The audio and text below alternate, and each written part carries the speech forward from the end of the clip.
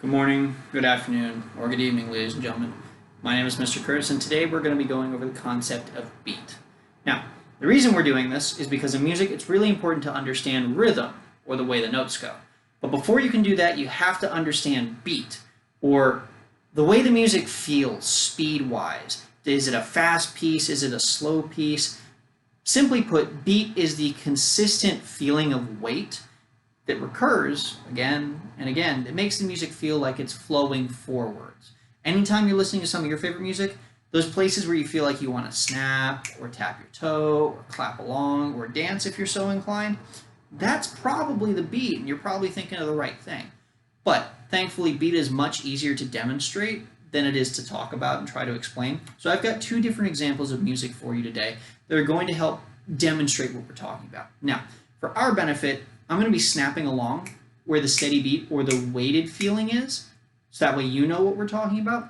On your own as we're going through this, I heavily suggest that you snap or tap or clap or tap your toe just to help reinforce what we're trying to get across here, okay? Now, both these songs are going to be different tempos or speeds, but in music you'll really be hearing the word tempo, T-E-M-P-O, a lot as we move forward. So it's just good to get used to it and start to feel your way around the word. So this first piece is going to have a slower speed, or in music, a tempo. It's going to be considerably slower. Don't worry, I'll help you out. So here we go. It's a little bit heavier every time I'm snapping, but it's consistent. It stays the same speed. I mean, it's got the same amount of space in between every one of these beats. And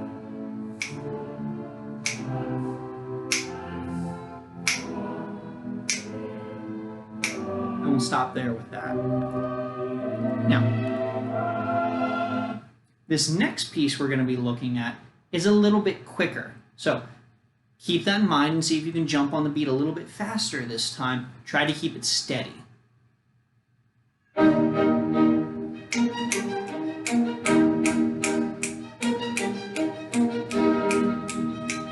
Much faster.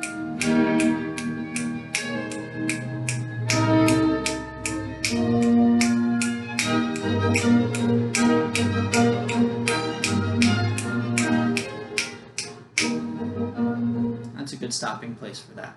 So as you can see, we have two very different speeds of music, but that doesn't cover all of it. In fact, music can come in all varieties of speed, much faster than that and much slower than the first one. Trust me, there's a lot of variety out there.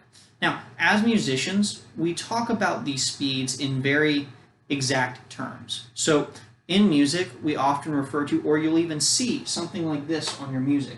You might see a symbol like this equals a number.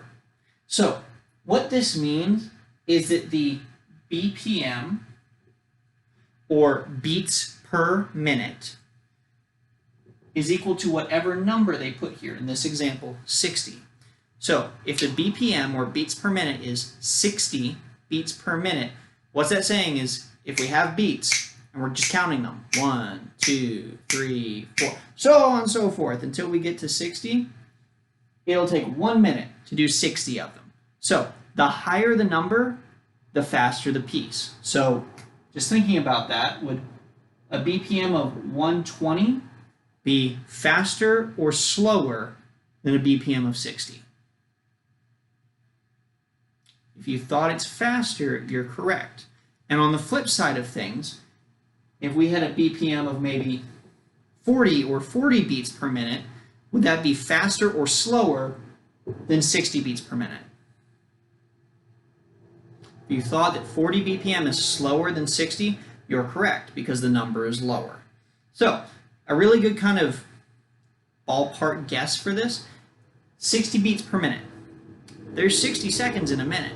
So with that logic, if you're playing a piece that's roughly 60 BPM, you're going to have a beat about every second. You can even track it by your clock. But that's a basic overview of what beat is, how to feel or find the beat, and kind of some of the ways that we talk about beat in music, and we'll elaborate a little bit more on this as we start digging deeper into rhythm. If you have any questions, don't be afraid to contact us. We're more than happy to help. Otherwise, have a wonderful day. Thanks for stopping by.